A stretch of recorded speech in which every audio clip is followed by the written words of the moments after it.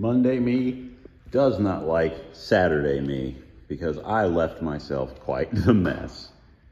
But we're gonna go ahead and get the shop cleaned up, and it is time to maybe wrap up the floors on this 59 Buick, because how I'd like to get the metal work done so I could undercoat the body and get it dropped back on the frame.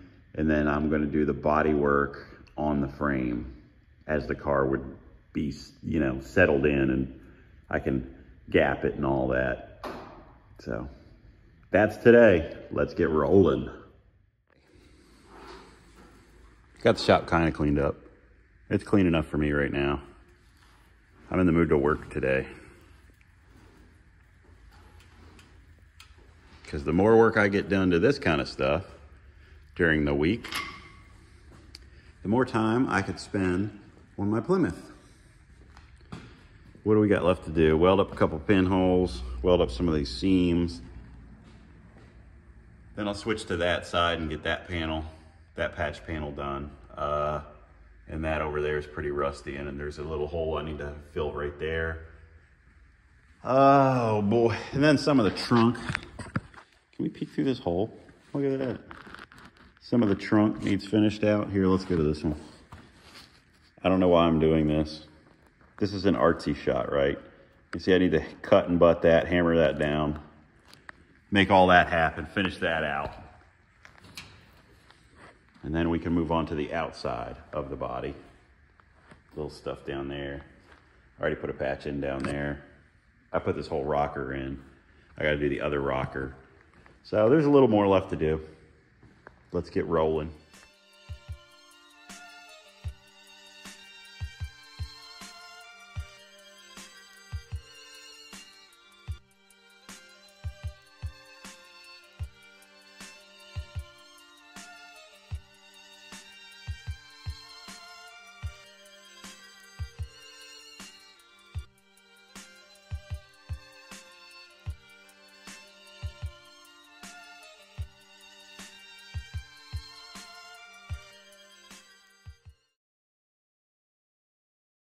I think I have that stitched in pretty good. Welded up all the screw holes where I had screws holding it down when I was mocking it up. I think I'm gonna be done with this side for now, and then jump over to the other side and get that big stuff knocked out. And then I'll come back and do like little detail stuff, make new patches for this side. I just wanna get the big stuff done.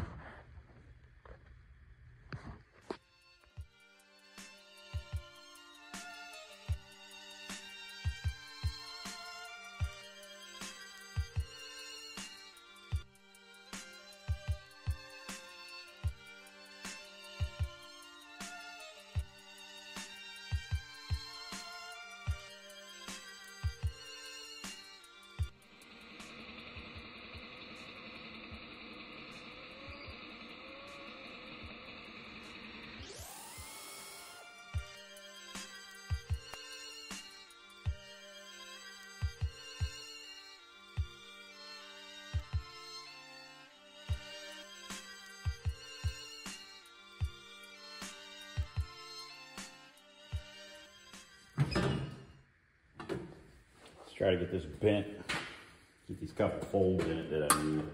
I would put it in the sheet metal brake, but I don't know that it's that serious.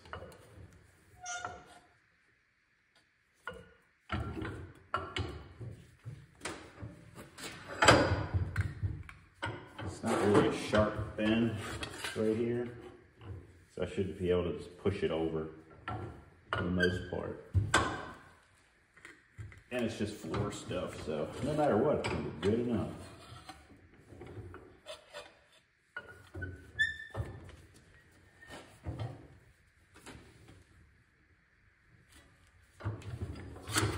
Just fit it real quick. Yeah, that's gonna be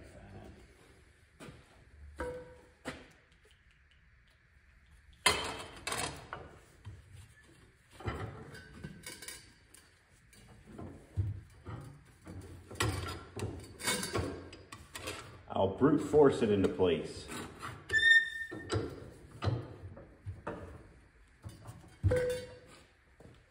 Oof.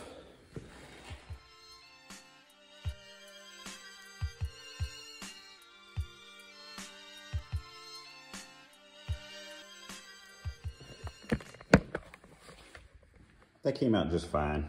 Then I'll have to make this piece separately, but it'll be good. I like that.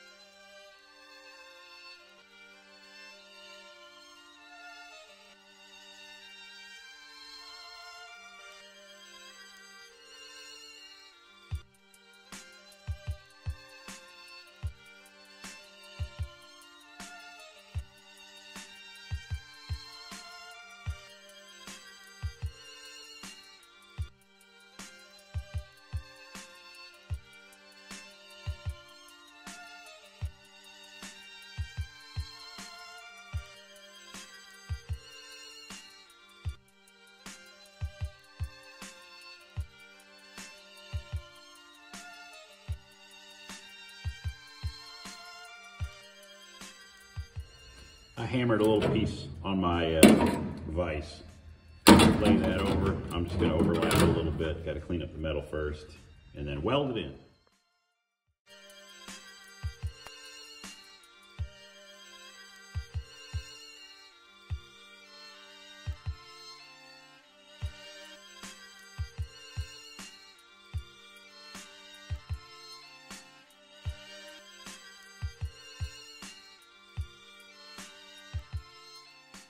I have vice gripped a piece of angle iron to the rotisserie so that I don't go for Mr. Toad's Wild Ride.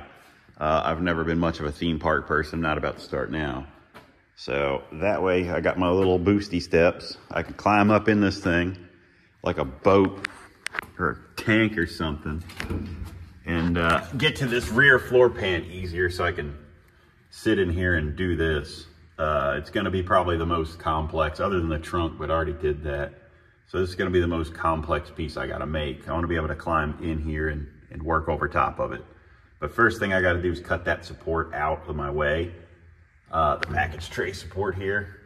Cut that all out of the way and then make me a paper template so I know where I'm starting with. So let's get that knocked out first and foremost.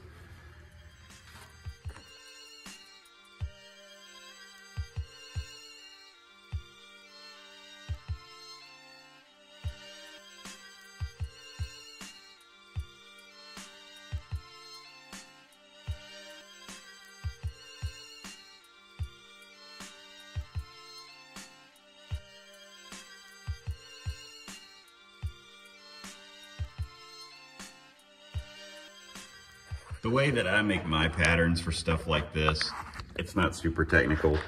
I just jam the paper down in there and I push it around the edges, and where the paper wants to naturally fold, I just fold it over and then tape it. And what I'll do is when I cut all this, I'll just slice it and put reliefs in the metal.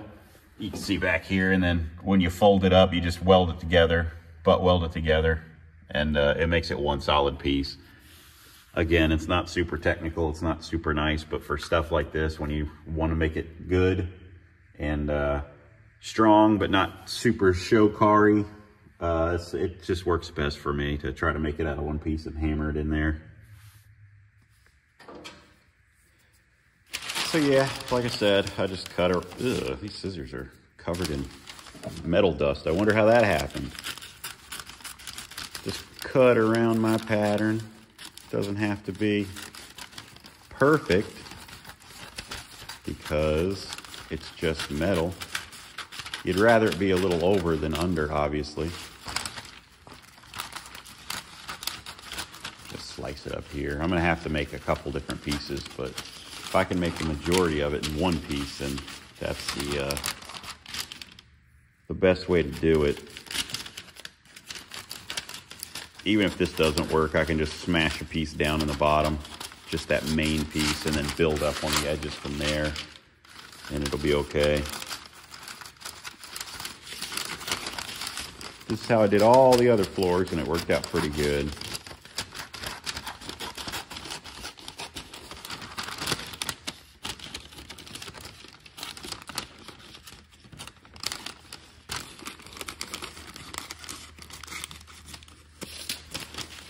And then you see how that curls up, and I just take and slice it, flatten it down. Then when I make my metal pattern, I'll just trace those slices and cut them out. Same right here. Probably one will do. Now we'll do two. Then we'll fold that up after we cut it out. Same up here. That laid out okay, but you still feel there's a bowl in it. So I'll make another slice, lay that out right through here. Lay that out. And you see how much that came apart? That shouldn't be there. See how much that came apart? When you cut out your metal and you fold it back to there, you know that's kind of where you were. It's kind of the shape you need. And this laid out pretty good. So once you bring all those back together and weld them, they'll dish the metal out. Again, it's not perfect, but it works for what I need. I need some magnets around here, but I only have this one piece of old speaker magnets. I'm gonna try to break it into more pieces. I guess the good thing about breaking it up is it shouldn't fly away, right? I guess I was wrong. Well, it's in more pieces.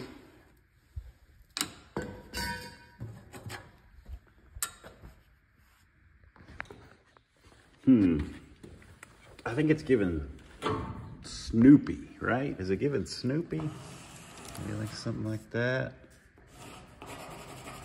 Little eyes, make him a little angry. We'll give him a scarf. I think he wore a pilot. Yeah, he wore a pilot's hat when he was the Red Baron, but we'll give him a little scarf, a little nose. There we go, a little mouth. So you know that he's cheesed off, right? That works, I think. If you're wondering why I'm grinding, okay, you just do whatever you want then.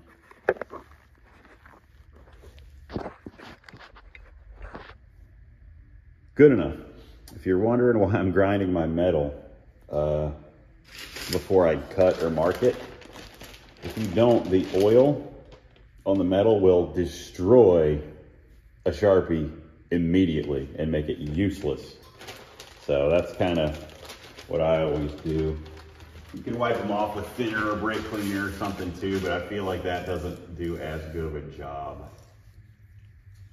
So I just grind them. Sometimes I forget and then I regret it.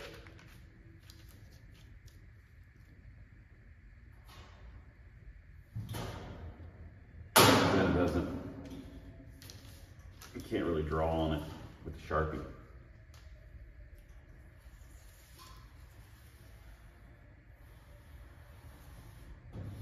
I'm just loosely going around this.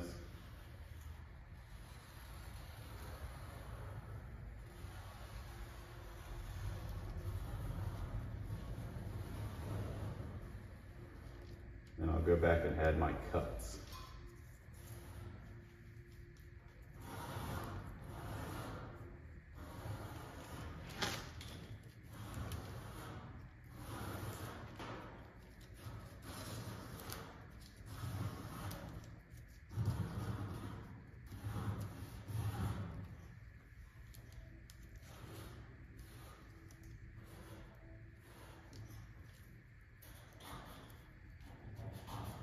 Here we go. Now I'll get this cut out and smash down into the floor, hopefully. We will see how it goes. But that's a start. That's my rough template.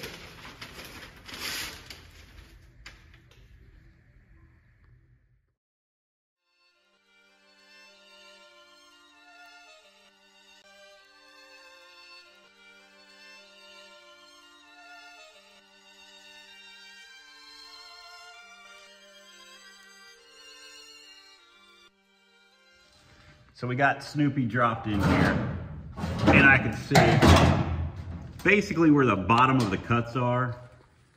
Where the bottom of the cuts are, you know, that's gonna be your round edge.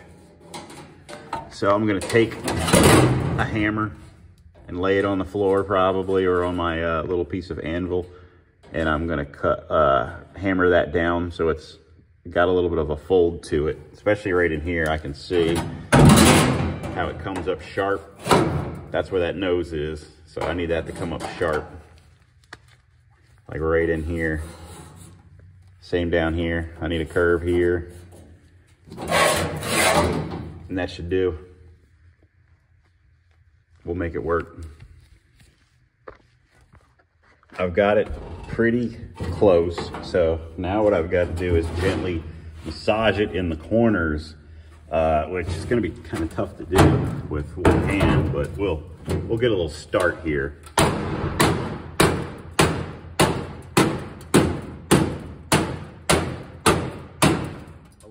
Until it touches the floor, and then I'll zip some screws in it, tack these pieces, take it back out, butt weld it, be good to go.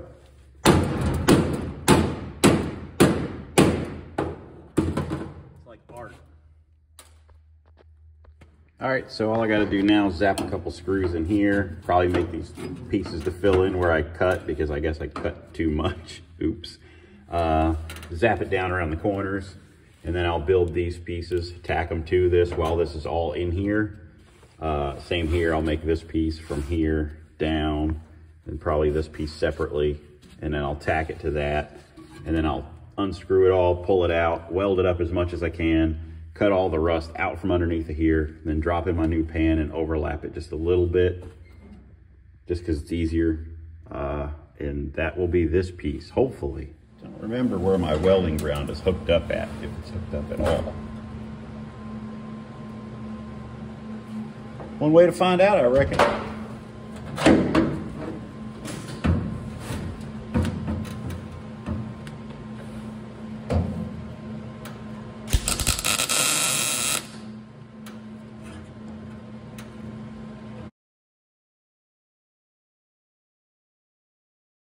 I went to the computer repair place earlier today to drop off my kid's iPad because the screen got busted.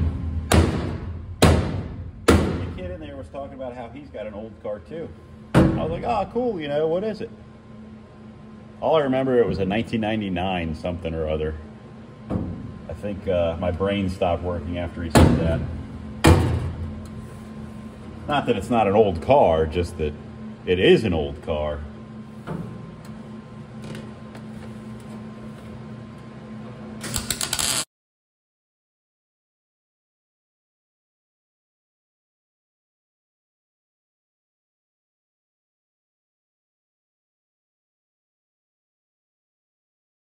Other pieces. As long as I don't tack underneath where another piece is going to be made, then I wouldn't be able to get it back out.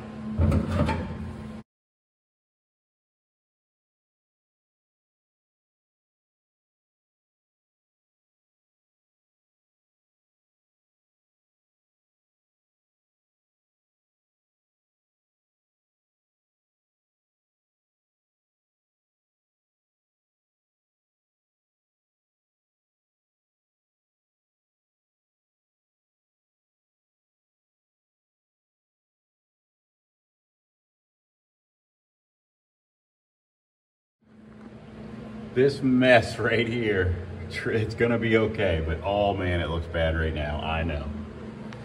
But my genius knows no bounds. I moved my Beverly shears over here so I could chop without getting in and out of the car. Is it genius? Is it laziness? I don't know, but there's no limit to it. That thing is ugly, but we're gonna get it out and get it finish welded and make it a little better, hopefully. But it's pretty rough. All right, I got the cat cut loose. Oof.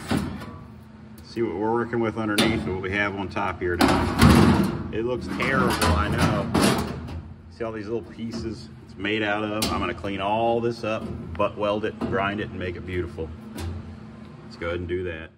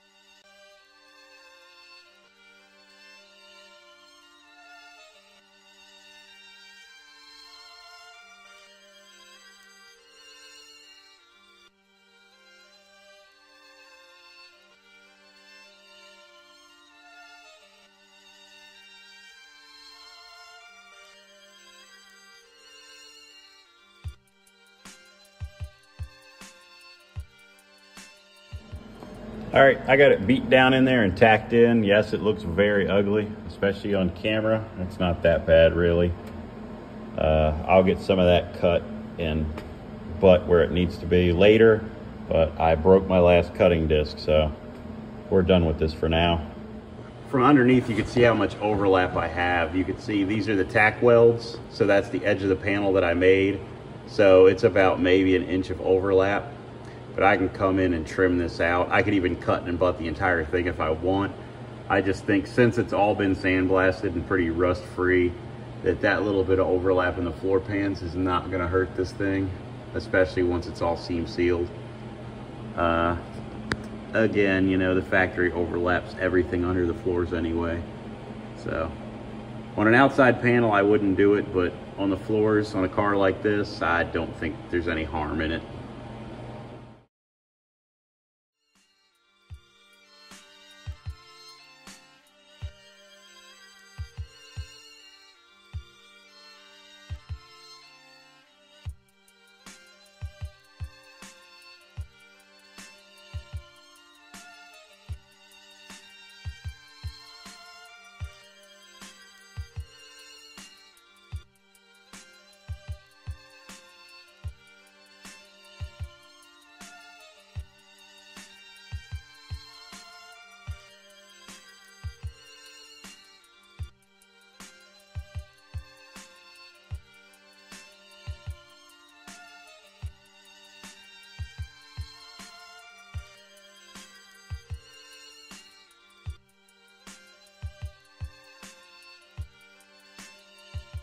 I got some seam sealers squeezed in there. It's not pretty, but it doesn't have to be.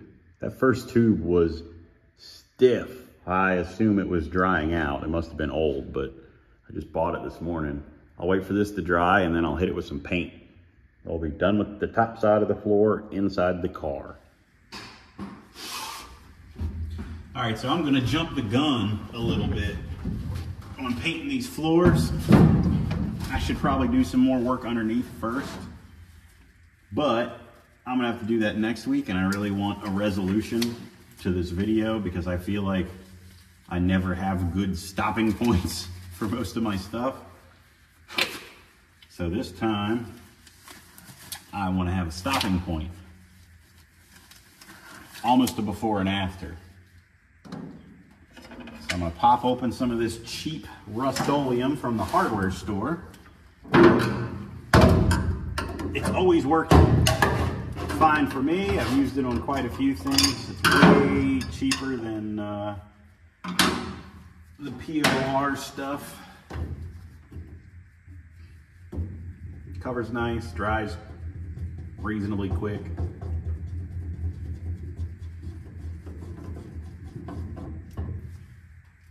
I just got flat black.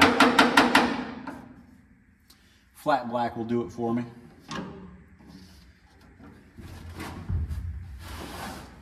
I feel like the flat black dries quicker. I don't know, maybe it's just me.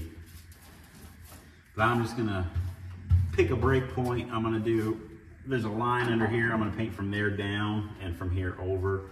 Everything else inside I'll do later, probably with just, you know, I'll either mix some in a gun or spray paint, or I'm not sure. But I'm just not gonna deal with it right now because I got a lot more left to do yet. And this is really just to make this kind of look nice for now. And I'm just gonna slather it on here.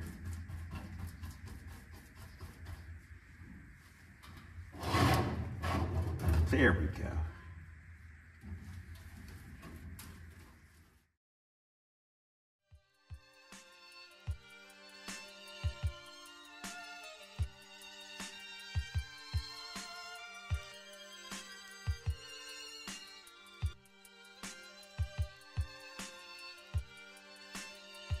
Alrighty, the seam sealer is still a little glossy. Everything else is dried down. It'll probably take the seam sealer a few days to dry, but I wanted to get a coat of black on there so I could end this video on a positive note.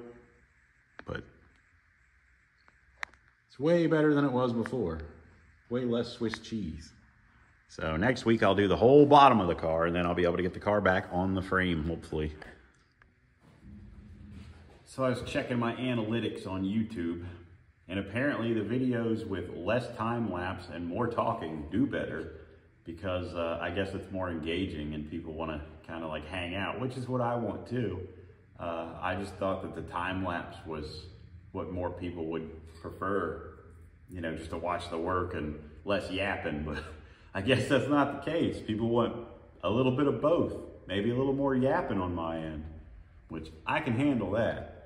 So, yeah, definitely from now on, I'll try to be more engaged in conversation, less time lapse, less music loops throughout the whole video. Yeah, I think it'll look good. I think everything's going good. Even goofy stuff like this 59 Buick. I'm just gonna throw it up there, you know. It doesn't engage all of my audience, but people who like 59 Buicks will like to see it, I'm sure. So, and then on to the next thing. I appreciate you guys watching, and I will see you next time.